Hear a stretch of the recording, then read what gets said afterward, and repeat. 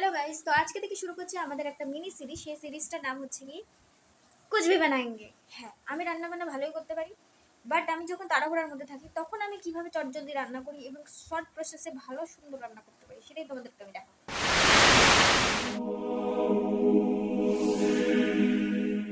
আলু বাঁধাকপি কাটা হয়ে গেছে, প্লাস এই টমেটো আর পেঁয়াজ।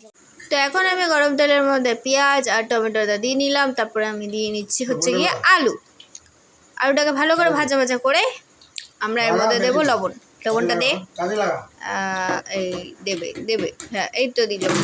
এবার হচ্ছে কি লবণটা দিয়ে নাড়াচাড়া করে হলুদ দিয়ে দিয়েছি, হলুদ দিয়ে এবার নাড়াচাড়া করবো। এটা ভাজা ভাজা হতে হতে একটা কথা বলে দিই, আমি মাঝখানে বাঁধাকপিটাকে ভাপিয়ে নিয়েছিলাম। যারা ভাপিয়ে রান্না করবে তো ভাপিয়ে রান্না করলেও সেটাও খেতে ভালো লাগবে, যারা ভাপিয়ে রান্না না করেই সুন্দর করে করতে পারে তাদের জন্য তো আলাদা বেস্ট, বাট ভাপিয়ে নিলে পরে ভালো হয়। যাই হোক, এরপরে ভালো করে এটাকে ভাজা ভাজা করার পরে আমরা এর মধ্যে দিয়ে দেবো সেই ভাপানো বাঁধাকপিটাকে, এই যে দিয়ে দিয়েছি।